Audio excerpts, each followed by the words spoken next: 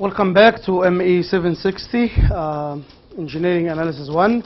So we will continue the same business we were doing before the Thanksgiving holiday, which was the solution for the differential equation using the Bauer series method. So we so that we can solve the second order differential equation in case we have a regular point, and we knew what's a regular point. Then the next step is to try to solve the differential equation when we have a regular singular point. What do we mean by a regular singular point? It's a singular point for either P of x or Q of x, but you can remedy this singular point by multiplying P of x by x and Q of x by x squared, for example. In this case, you can represent the new function as a Bauer series in x. So let's look for the second part, which will be a series solution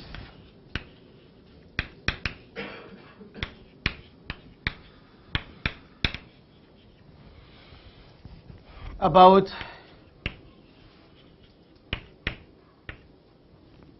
a regular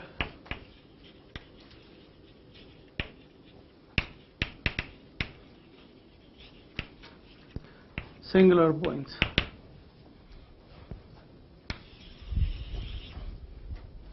So let's assume that we have x equal to 0 is a regular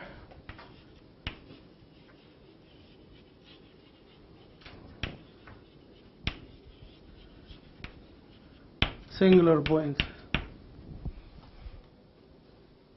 of the equation y double prime plus P of x y prime plus Q of x y equal to 0, and let's call this equation number 1. So if we change variable and we make x, if the x equal to x0 is a singular regular singular point, and we make a change of variable like x equal to x minus x naught, and in this case x equal to 0 will be the regular point. Regular will become a regular point. So there is a theorem, it's called Fuchs theorem, and this theorem states that equation 1 will has at least a solution, and this solution will take the form y of x equal to x to the power of r multiplied by the summation from n equal 0 to infinity of an x to the power of n. So what's the difference now between the previous case when we have a regular point and a regular singular point? This x to the power of r here. Okay, and usually r may be real or complex. So r should be real or complex, and a naught should not be equal to 0. So the first term, a naught, is not equal to 0. And we will have x P of x should be equal to S of x, and again should be an analytic function, meaning that we can expand it in a power series format, and x squared Q of x equal to some function T of x, and this is equal to Tn x to the power of n, again n equals 0 to infinity. So we will call this 3.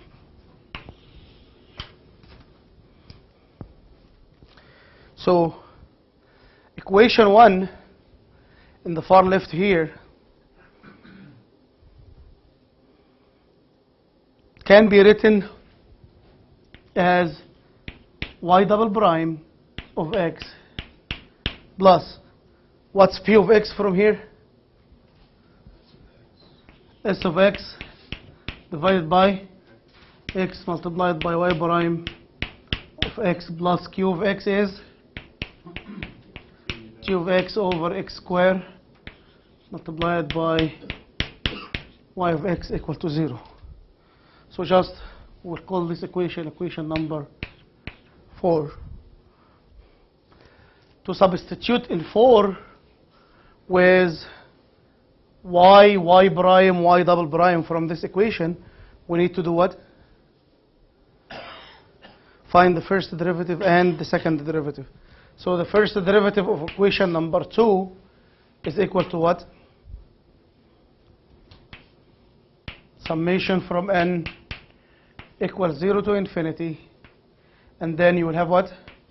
N plus r multiplied by an multiplied by n plus r minus 1. Why? Because you have to multiply x to the power of r by x to the power of n, and this will give you x to the power of r plus n. So what's y double prime?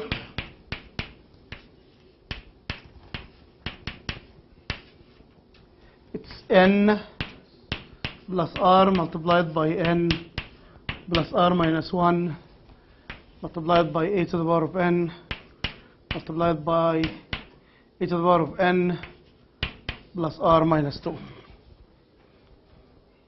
If you substitute with y prime, y double prime, and y in equation number 4, this will give you the following.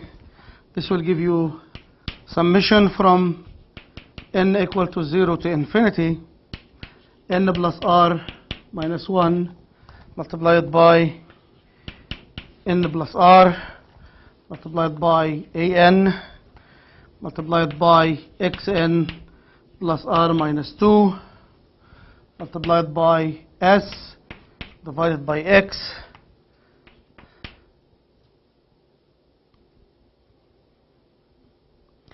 multiplied by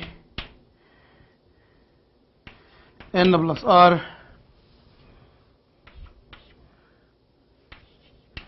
an x of n plus r minus. So what is the equation? Minus 1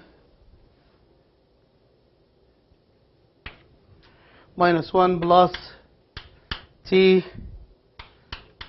divided by x squared multiplied by an t to the power of n plus r. Yes? But, and all of this equal to 0.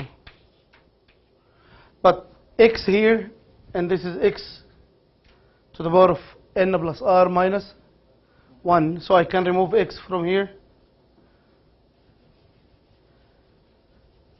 And this will be n plus r minus 2. And there is x squared downstairs here.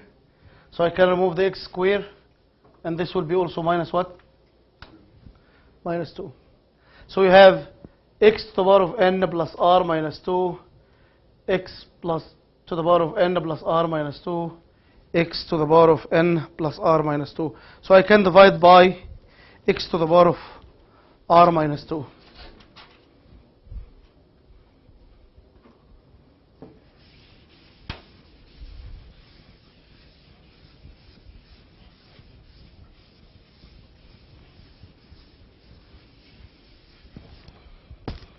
If I divide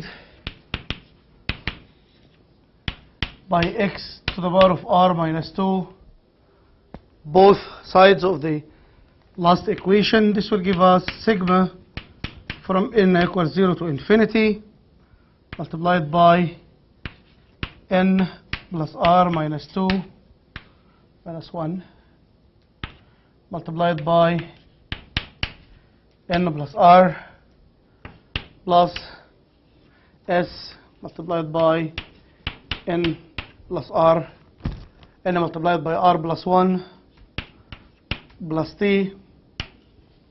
All of this is multiplied by an xn, and this is equal to 0. We'll call this equation equation number 5.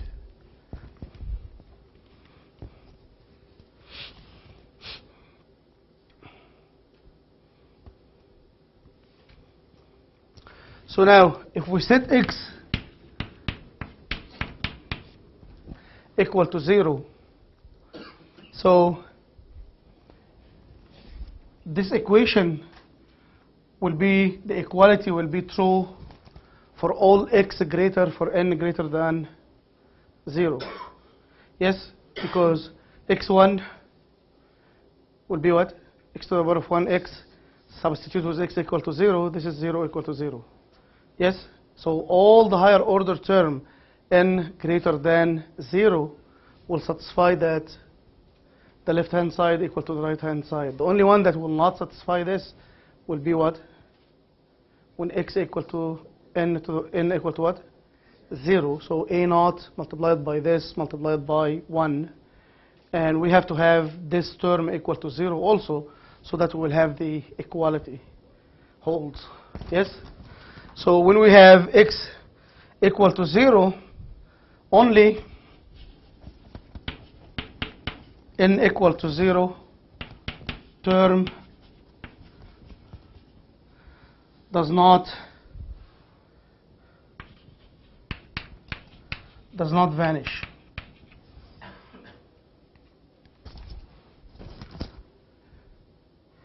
And what's the a naught term? The a naught term will be what? N plus r multiplied by n plus r minus 1 plus s multiplied by n multiplied by r by plus 1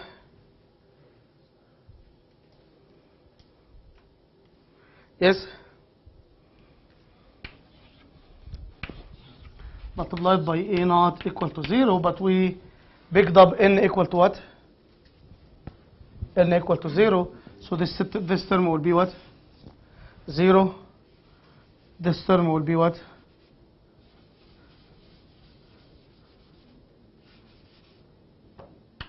So r multiplied by r minus 1 multiplied by a naught equal to 0. Let's rewrite it again. So it will be r multiplied by r minus 1 multiplied by s multiplied by r multiplied by t, all of this multiplied by a naught equal to 0.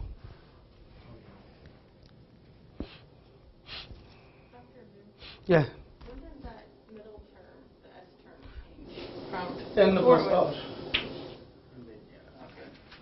This makes sense. Okay, guys?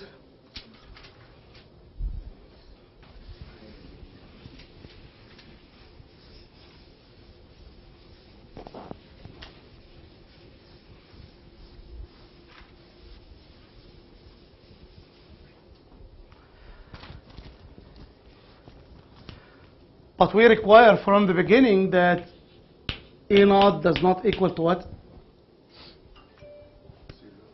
does not equal to 0. So that we will have r multiplied by r minus 1 plus s of 0 plus t of 0 equal to 0.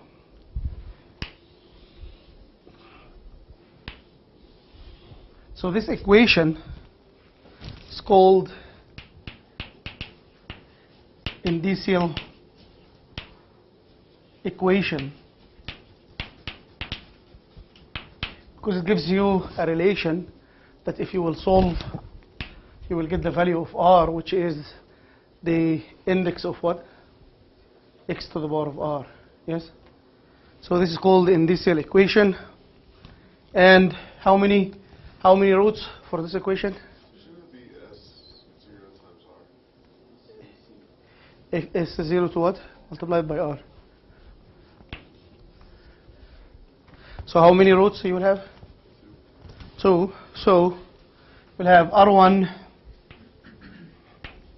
and R2 and R1 and R2. They are indices of the regular singular point.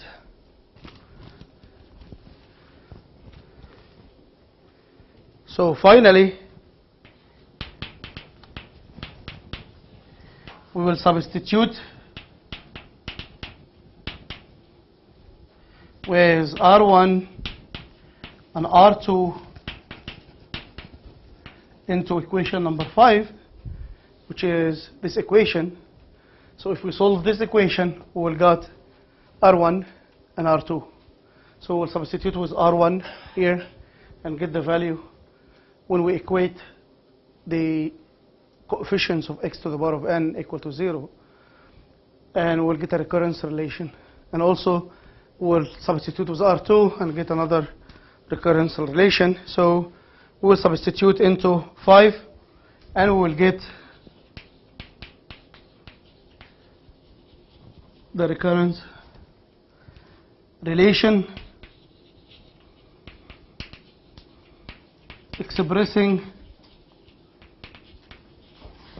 an as a function of the previous am, for example.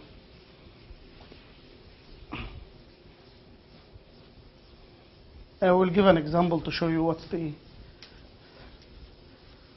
the method can be applied to. So we'll get an as a function of m, where m is greater than or equal 0 and less than and equal to n minus 1. There will be 3 cases.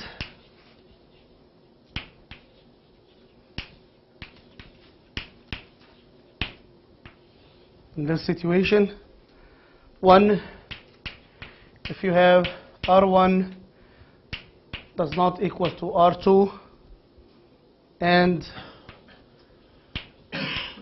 R1 minus R2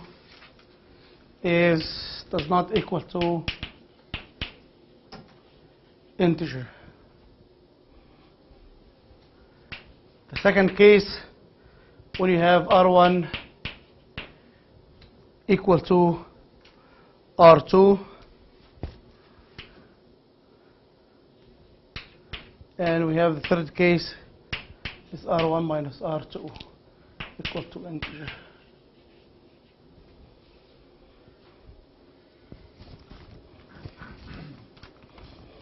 So let's study each case at a time.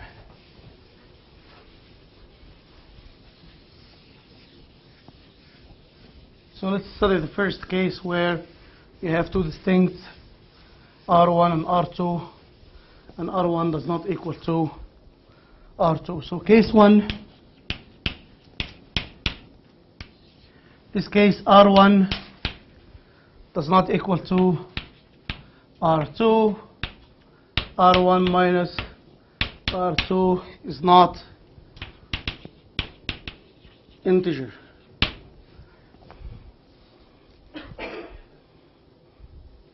So we will have two independent solutions.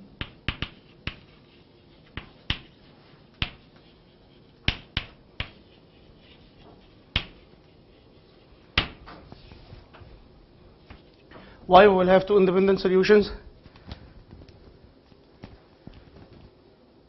Distinct R1, R2.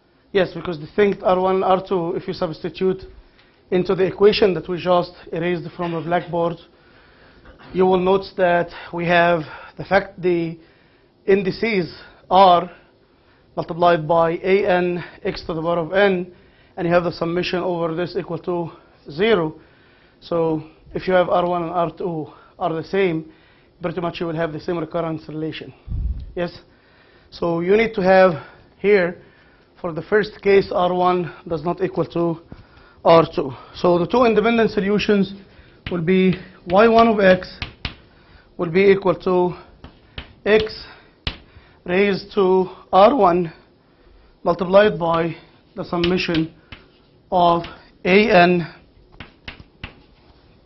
xn, and y2 of x will be equal to x to the power of R2, the summation from n equals 0 to infinity, an x to the power of n.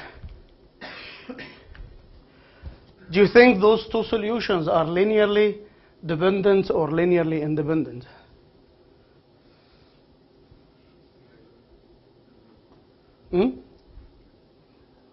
And why?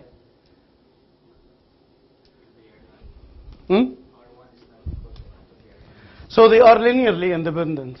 Why? Because you raised here the x to the power of what? R1, and x to the power of R what? R2. If you divide y of x, y1 of x over y2 of x, do you expect to get a constant? No. So you are not expecting to get a constant. So those two equations are linearly independent. So those two equations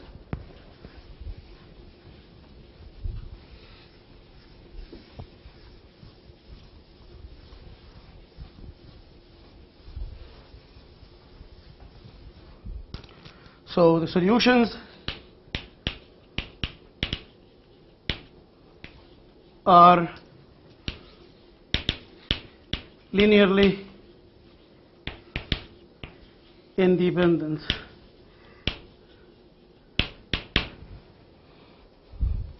Since y1 divided by y2 does not equal to a constant, as we just stated.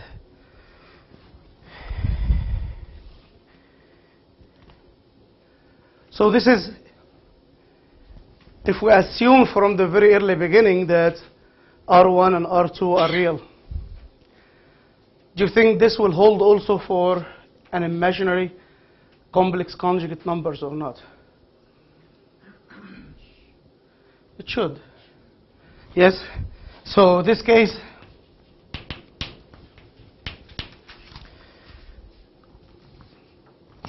also holds for complex conjugate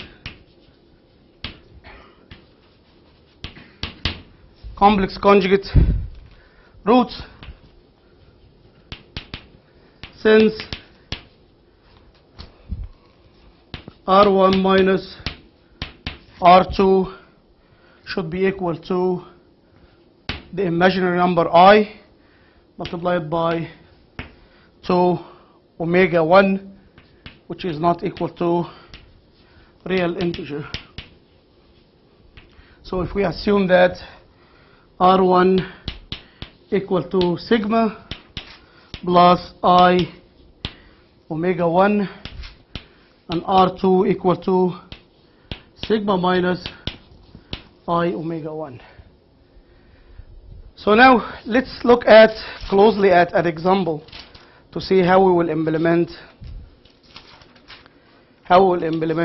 this method in solving the second order linear differential equations with variable coefficient in the case when we have a regular singular point. So let's give an example and see how we will implement the method here.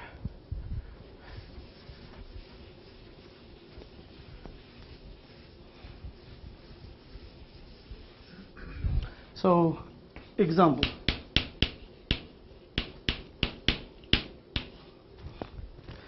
Let's assume that we have the equation 4x y double prime plus 2y prime plus y equal to 0. How we will transform it to the form given at the beginning of the lecture? Divide by 4x. Yes, we will divide by 4x. So y double prime plus 2 over 4x is what? 1 over 2x multiplied by y prime plus what? 1 over 4x multiplied by y is equal to 0, and we will call this equation number 1. Where do you think the singular point for p of x, where is at the beginning? Where is p of x and q of x in this equation? What's p of x? So this is p of x. And this is what? Q of x. Where is the singular point, do you think? Singular point, x equal to 0. So the singular point is x equal to 0, and we can easily eliminate the singular point by just multiplying what? P of x by what? X, and this will give you 1 over 2, and we will eliminate it from q of x by multiplying by what?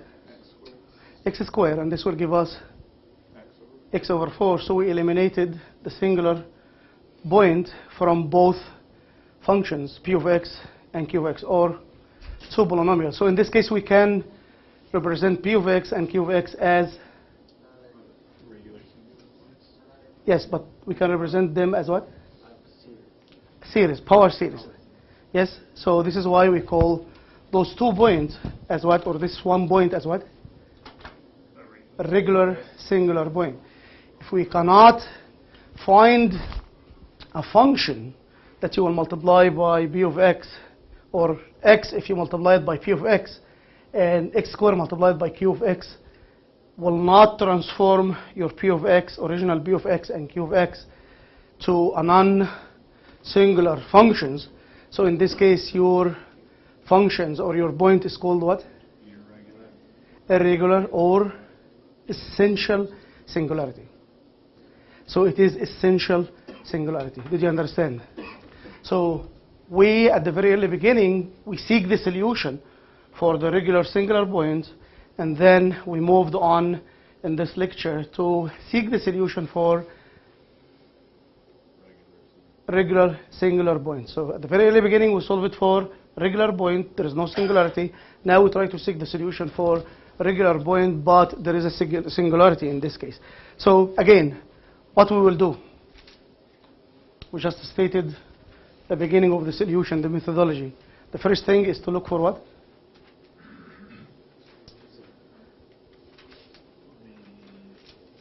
You represent y of x as what? Power series. So y of x equal to what? X to the power of what?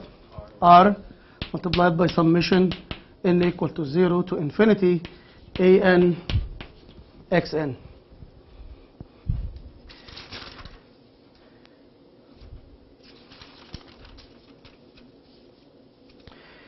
And this is, sometimes they call this general or Frobenius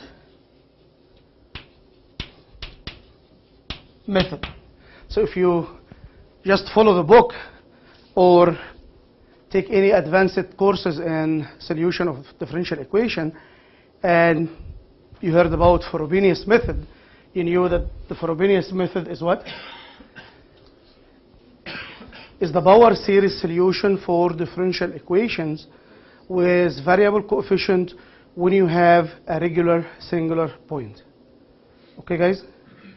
Okay? So this is called Frobenius method.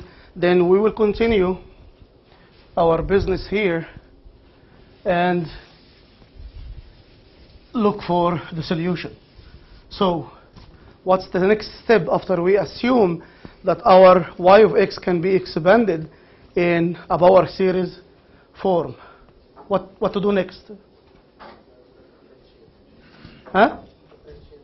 So differentiate. So now we will substitute in 1.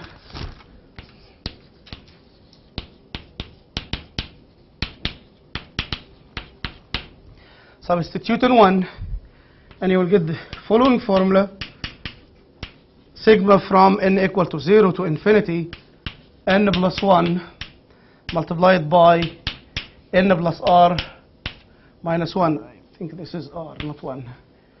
Multiplied by an xn plus r minus 2 plus 1 over 2x, the summation from n equals 0. I will not write from 0 to infinity, but you will know that it is from 0 to infinity, so you can write it in your notes. An xn plus r minus 1 plus 1 over 4x, summation of an xn plus r equal to 0.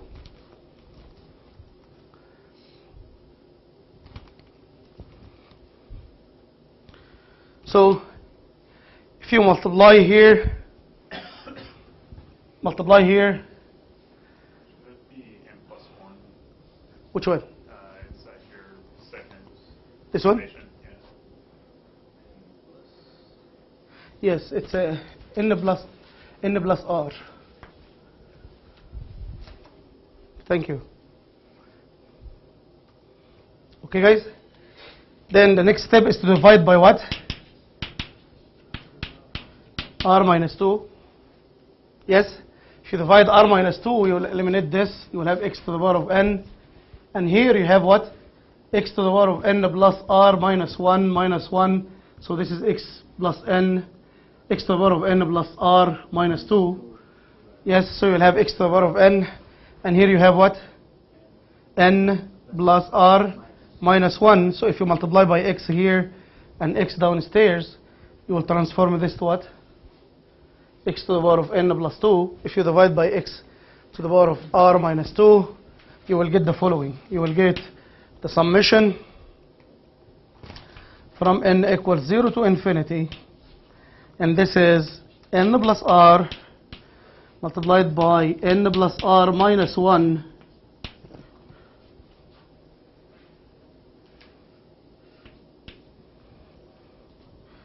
plus half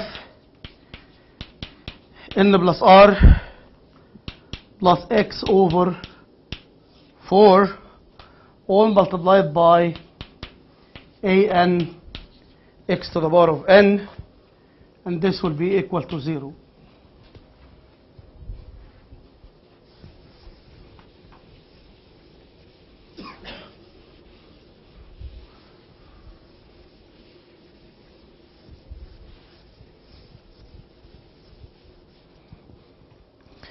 Okay, guys? Okay? So we'll call this equation equation number 2. What's the next step? You set or assume x is 0. Set x equal to 0. So we will set x equal to 0. If we set x equal to 0 in this equation, so this will be 0, this will be 0. Yes? So this will hold for all n but n equals 0. Yes? So this will hold all term n greater than the 0 will vanish,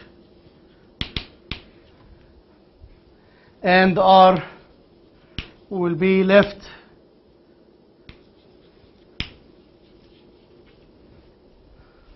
with, again, we'll be left with what? 0 plus r, so this is r multiplied by r minus 1, and plus half r, and x is 0 here, so this will be gone, multiplied by a naught. But we from the early beginning, we assume that a naught should not be equal to 0.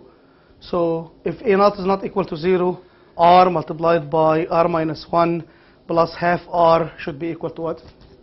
0. So now r multiplied by r minus 1 plus half r equal to 0, and this is the indicial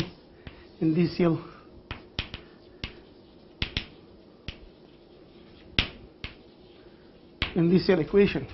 So this is the equation that will give you the indices of x to the power of r. So it's one more step from what we used to do when we have regular point. When we have regular point, we do what? We do equate this equation to 0 and get the factors of x to the power of what? Of n, and get the recurrence relation. But for the Frobenius, we have x to the power of what?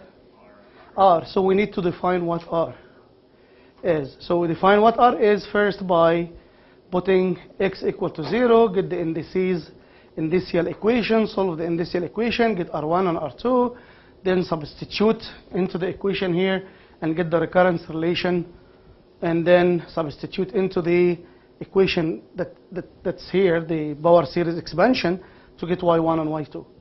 That's it. Okay, so it's very easy. So now, what are the solutions for this one? You will notice that r1 is equal to half, and r2 is equal to what?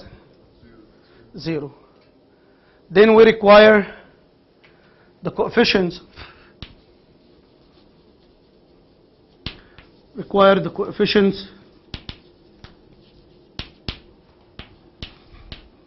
Of x to the power of n to vanish. To do what? To vanish, but to vanish for what? For n greater than 0.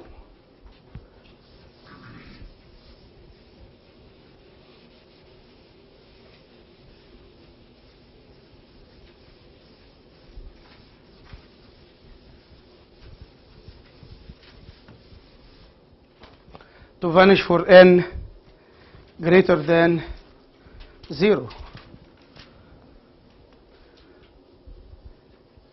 So what are the coefficients for x to the power of n? If you look here, it's composed of 2 parts or 3 parts. Let's call them 2 parts. One that does not have x, and the other one has x. So this part does not have x, and this part will have what? X. So from this part, the coefficient of x to the power of n is an multiplied by this. But when we come to this, what's the coefficient for x to the power of n? When you have n minus 1 multiplied by this, will give you x to the power of what? N. So this will be an minus 1. So now we will have a relation between an and an minus 1. Did you get it? We need to equate, as we did last lecture, all the coefficients for x to the power of n, equate those to what? 0. If you remember from last lecture, before the holidays, we have x to the power of n, x to the power of n minus 2, x to the power of n minus 3, and so on. And then we equated each one at a time. And we got the final correlation when we equate the x to the power of n. Yes? So from here, if you do this, you will get n plus r multiplied by n plus r minus 1 plus half n plus r, all of this multiplied by a to the power of n plus 1/4 a to the power of n minus 1 is equal to 0. If you rearrange, this will give you an equal to negative an minus 1 divided by 4 n plus 1 n plus r, sorry, n plus r minus 1 plus 2 n plus r, and this is the recurrence relation.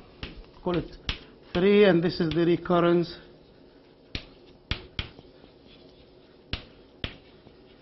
relation. So now, what's the next step? Substitute with what? R equal what? R1. If you substitute with R equal to R1 and 3, you will get 4. This is the denominator. So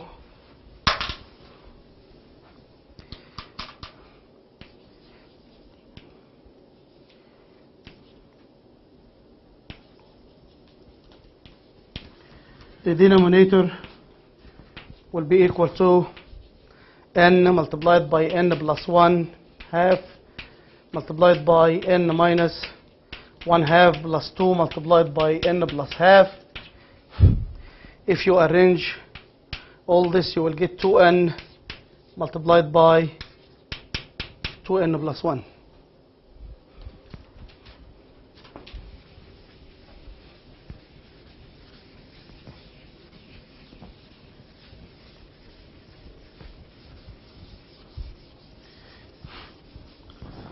Okay, guys.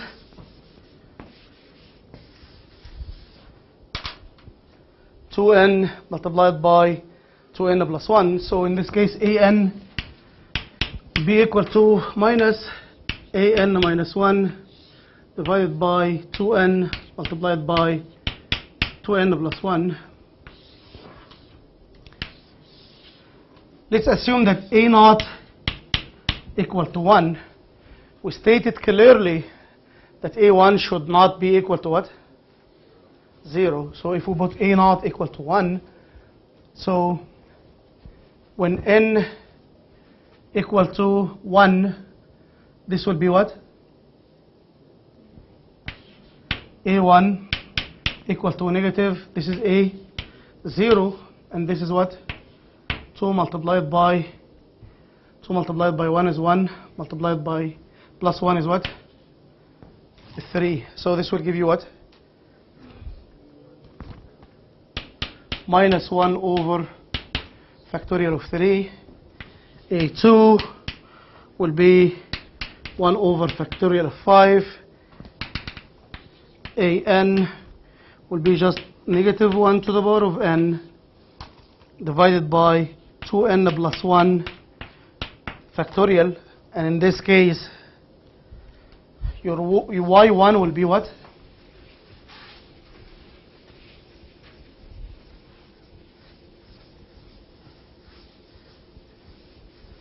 Y1 will be what? Will be x to the power of what? R1 multiplied by the summation from n equals 0 to infinity an x to the power of n. Yes, guys? So let's substitute. This will give us x to the power of what? 1 half summation from n equal to 0 to infinity. What's an? Minus 1 to the power of what? To the power of n divided by 2n plus 1 factorial multiplied by x to the power of n. And this will give you what? Square root of 5 minus square root, of x minus square root of x over 3 to the power of third plus square root of x to the power of 5 divided by factorial of 5 and so on. And this is equal to what? Sine square root of x. We will do exactly the same, but for r equal to what?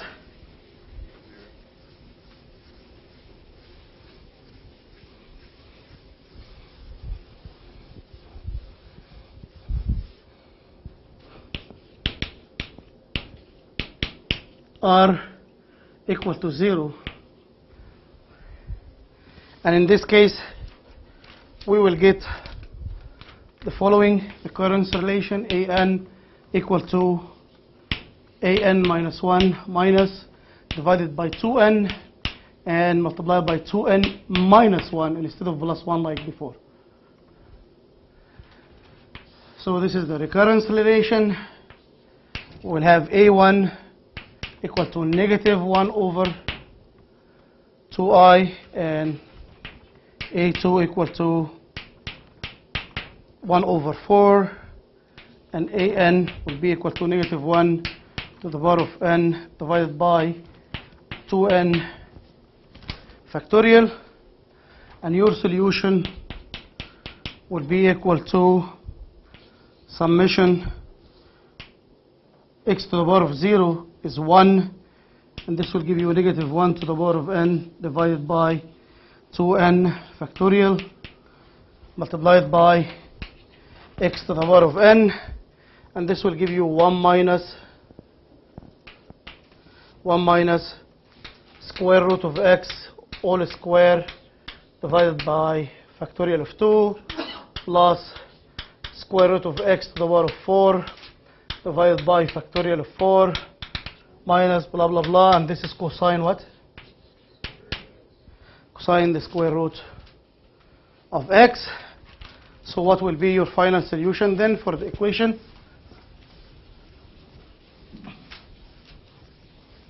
We have a second order differential equation, so we should have y of x, and this is homogeneous equation equal to c1 y1 plus c2 y2.